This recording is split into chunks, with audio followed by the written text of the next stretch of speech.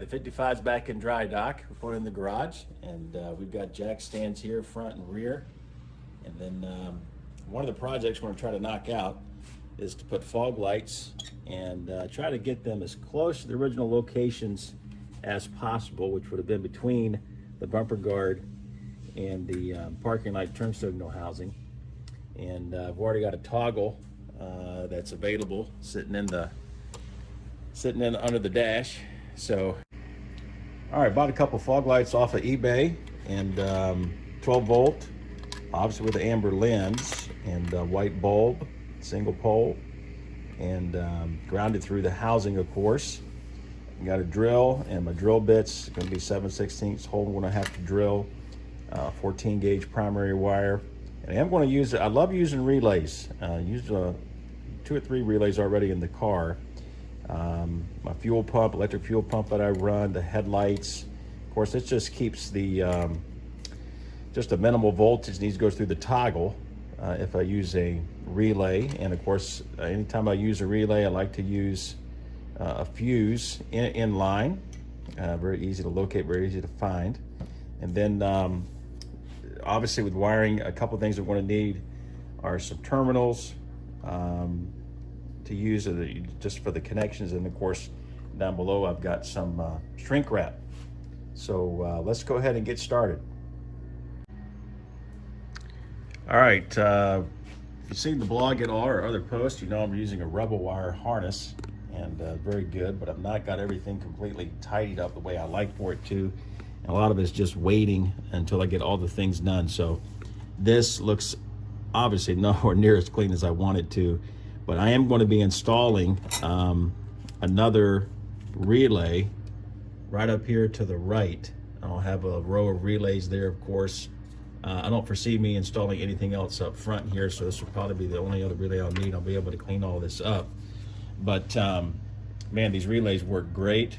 And of course, I've got a straight to the battery, just a live feed right here, full 12 volts. And that's what I want. The beauty of using relays is whatever accessory that you got that tied to is going to get full power and not go through the switch necessarily. The relay becomes your switch, and that'll make the lights as bright as they can be. All right, first we're going to disconnect the battery. Of course, in addition, I want to take off the trickle charger I've got on this battery here.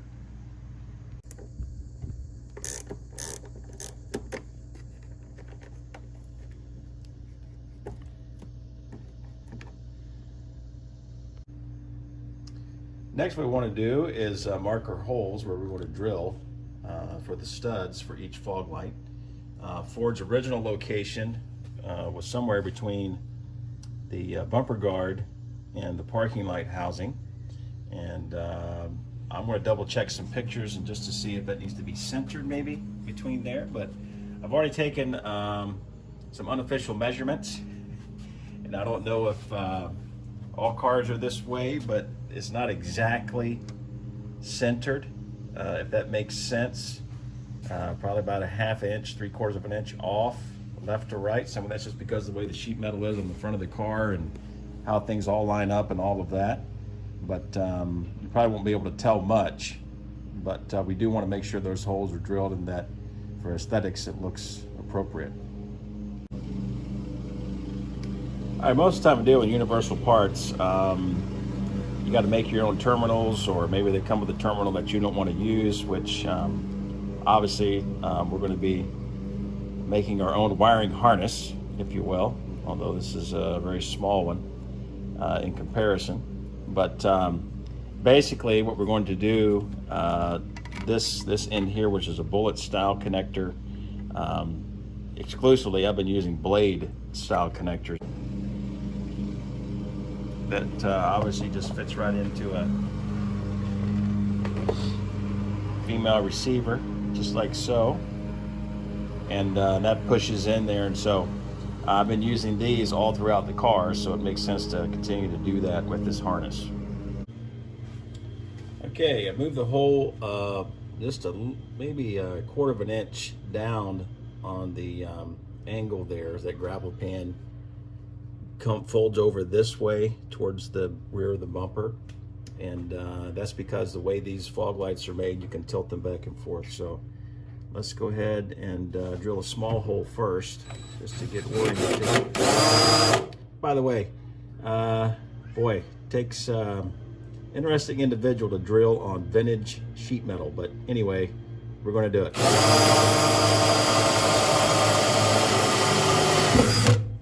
So we'll go ahead and drill both these holes, and then I'll go ahead and graduate up to the 7/16 bit that I need, and then we'll check fitment here in just a second.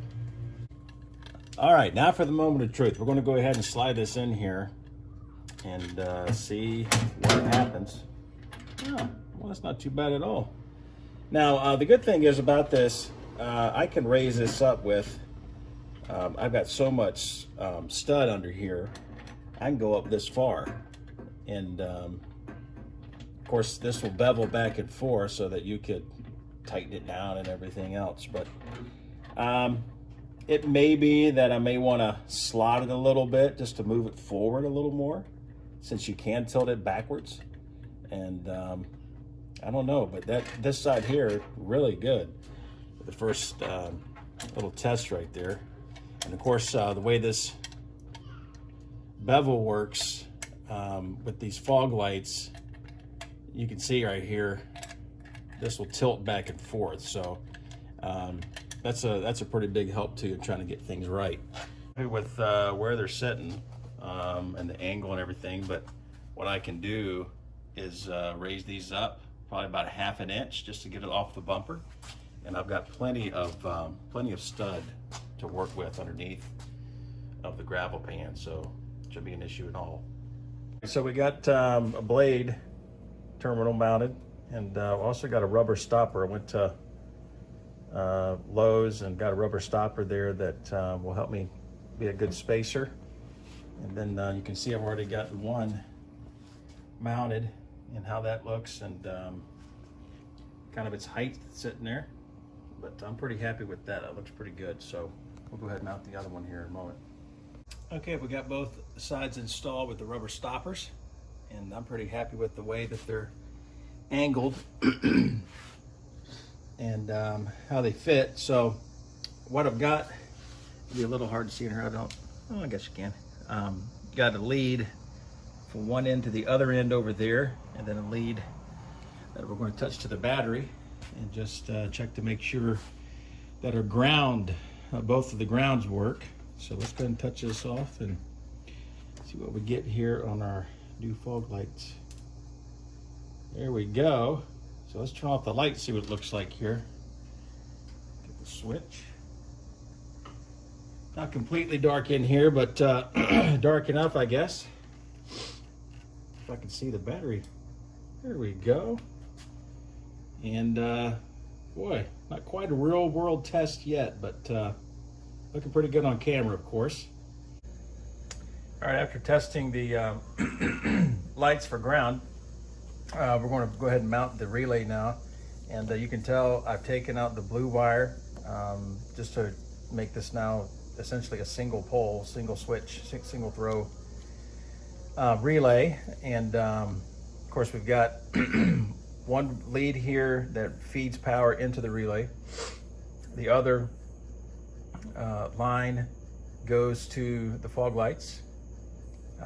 This line here is to activate the relay by power, and of course this one here is ground. So usually when you wire these things, there's a lot of stuff on the internet and YouTube and different things. I'm not going to go through all of it, but these things are pretty simplistic in operation. But basically you'll get full juice from the battery straight to the fog lamps without having to go through your toggle. That's the idea anyway. All right, so basically, of course, none of this is live now. My battery's disconnected, but anyway, put the relay right there. I'm going to mark my hole with the scratch awl. Right in the middle there. And then come over with the drill.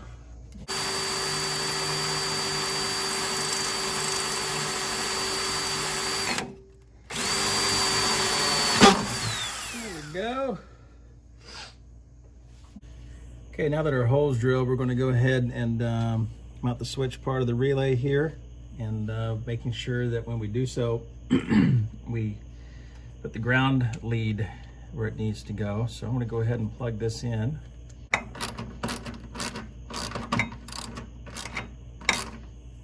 There we go. Then we're going to go ahead and get our fuse link, and we're going to get that together as well.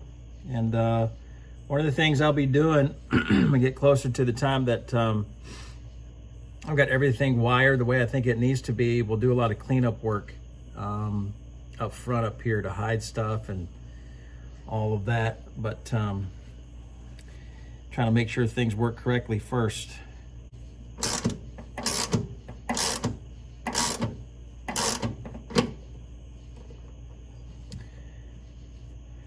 Make sure everything's snug, put the cap back on. Here. Put all these up here.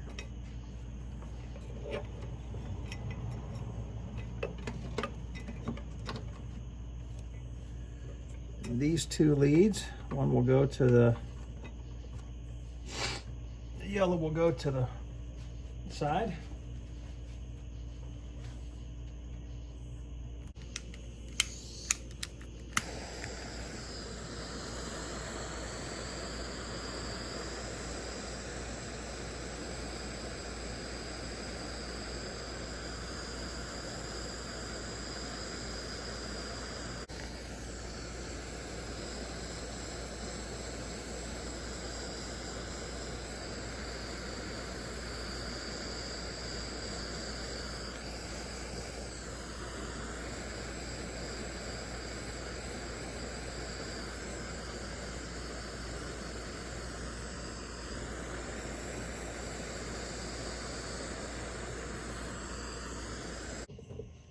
Okay, we're going to run a hot lead straight to the battery post. The battery is hooked back up to the entire electrical wiring harness here. So all of our connections are made, and we're going to touch this exciter wire, the trigger, to the hot lead and see what we get. You should hear a click, and then the lights come on momentarily.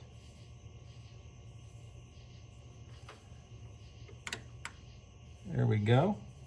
I don't know if we can see that there through the video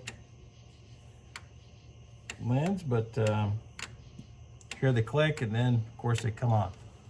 Okay, next thing to do is just run a line inside. That's that trigger wire, and the trigger wire is going to be hot. Doesn't need much juice to operate the relay. The relay carries most of the voltage, or the amperage I should say, to the lights, and we just got a little lead here for the trigger. But we're going to run this white wire. I've already kind of taped the end of it to a screwdriver, put it through the hole there in the grommet, and we'll catch it on the other side and then wire it under the dash. Under the dash here, I've got my emergency flasher switch on the left, obviously the brake cable here for the parking brake, the emergency brake, and then this switch here is for my fuel pump. Of course, nothing right now is live because I got the battery unhooked. This one was a toggle I was saving just for the purpose of the fog lights, and of course it also has a bulb at the end of it to be lit, so it needs to be ground as well. And the lead that you saw on the other end of the firewall there, we're going to bring that through and hook that to one terminal on the toggle, and then the other terminal to give this power is going to come from our ignition switch when the keys turn to on. So we need to take off the ignition switch and drop that real quick, drop the toggle out, and do some wiring. Okay, one of the things I just discovered here, I guess I had forgotten, I had left a ground lead for the toggle here. So this is grounded. So I can use that terminal, obviously on the ground terminal of the toggle. Then I got to thinking about it, I do not, since this is low amperage, I do not have to run another line to my ignition switch. I can just run a line off of what I've got for the fuel pump toggle as well. I can Y off of this, if you will, because this is low amperage as well. The fuel pump, I've got a relay up there, so It doesn't carry much. So I believe in simplicity wherever we can have it. I'm not the best at running wire, and kind of learned a lot doing this ribbon wire harness, which I look on the rest of the blog on my website. I really do like the quality and the fit and everything. But you notice that if you go on the other side here of the firewall, I left the spool of wire all the way up front there, and just stuck this through the screwdriver, through the grommet, through the firewall, and then just brought this through. That way I can do what I need to do with the terminal, get it squared away, actually get it hooked up to the toggle, and then pull the wire back through, take up any slack, make the connection up front, and all of that kind of saves wire and saves headaches and stuff, so you're not measuring and cutting and everything else. But on with the show. Coming down the home stretch, I went ahead and pulled the trigger wire back through. Of course, I'm going to have to redo some of my harness here. I'm still waiting to see if I want to hook that up or not. I'm going to do some more wiring projects this time in dry dock. But basically, run this to the front, and that's why I left the spool on. Won't waste anything. Come through the loom there and down to the trigger on the relay. So for now, we just got the trigger wire up here, and later on we'll wire it and hide it into the rest of the harness. But let's go ahead and turn off the lights, and we'll walk around.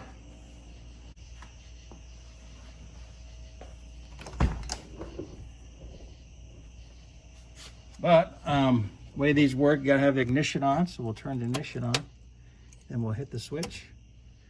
And you can see I'm lit there, and lit out here with my fog lights, both of them. So there we go.